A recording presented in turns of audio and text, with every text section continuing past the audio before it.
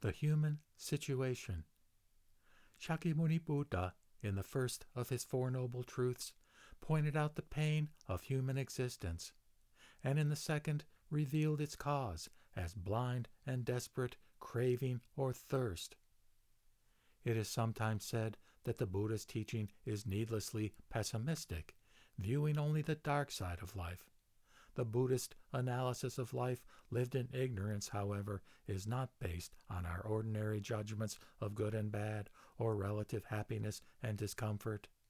It points rather to a pervasive disquiet concerning all that threatens our sense of who we are. This anxiety is focused in its deepest levels on our fear of impermanence and death, and manifests itself as a fierce attachment to self, a self we cling to as actual and enduring, but which is only the image we view ourselves as, a fabrication of projected hopes and fears.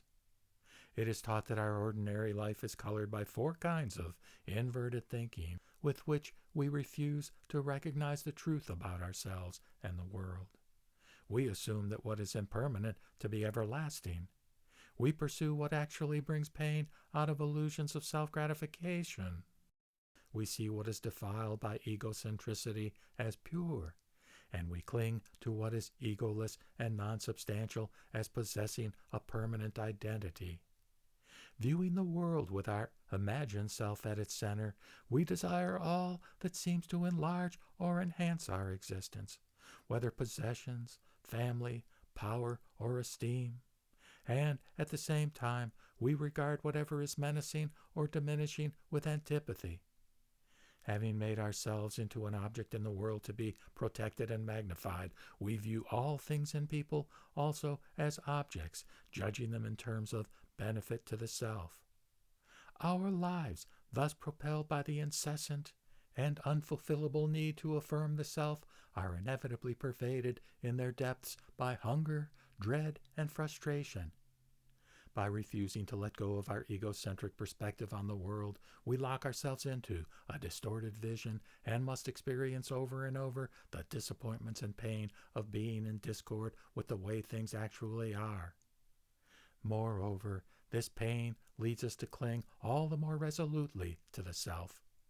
In Buddhist terms, our lives are characterized by samsara, the stream of existence from birth to death and death to birth, driven by the desires and hatreds arising from self-attachment. Samsara denotes bondage to the futile repetition of suffering that we are doomed to by our clinging. Shinran states that we are, quote, shackled, bound about by our passions. Shakyamuni Buddha was able to sunder the fetters of samsaric life by eliminating its cause, that is, by perceiving the reality expressed as the Four Noble Truths. Thus, the third and fourth truths, that pain can be overcome through the cessation of craving, and that there is a way to cessation in the Noble Eightfold Path, right view, right speech, conduct, livelihood, effort, mindfulness, and meditation. He did not grasp the four truths as abstract, objective doctrines. Rather, by realizing them as the actuality of his own existence through contemplative practice, he was able to eradicate the delusion and ignorance that gives rise to craving and suffering. The fundamental aim of the Buddhist path, then, is to break through the false structures imposed on experience from the stance of the delusional self. Buddha means awakened one, and the goal of every Buddhist is to attain Buddhahood, to shake off the dream of obsessive attachments. Most forms of Mahayana Buddhism teach personal discipline, meditation, and religious exercises by which one gradually strips away the blind passions that manifest self-attachment and releases one's grip on the imagined self and its compulsions. Those who awaken the aspiration for enlightenment and follow the path are called bodhisattvas, beings of bodhi, or enlightenment. By annihilating such passions, bodhisattvas thoroughly eradicate the thinking, feeling, and perception predicated on the false self. Such thinking and feeling is characterized above all by the barrier placed between self and others, between the subject that thinks and perceives and the objects that it sets apart from itself and observes with feelings of possessiveness or aversion. Bodhisattvas, then, are said to obliterate the dichotomous thinking based on subject and object. They perceive no beings or things of the world as separate from themselves, and no self divided from beings. Since the ordinary unenlightened perspective of the self has been cast off, this realization is also called no self, or non-ego. Since the ignorance that is the root of blind passions, the delusional thinking that sees with the self at the center of the world, has been dispelled, awakening is also nirvana, the blowing out or extinguishing of passions and suffering.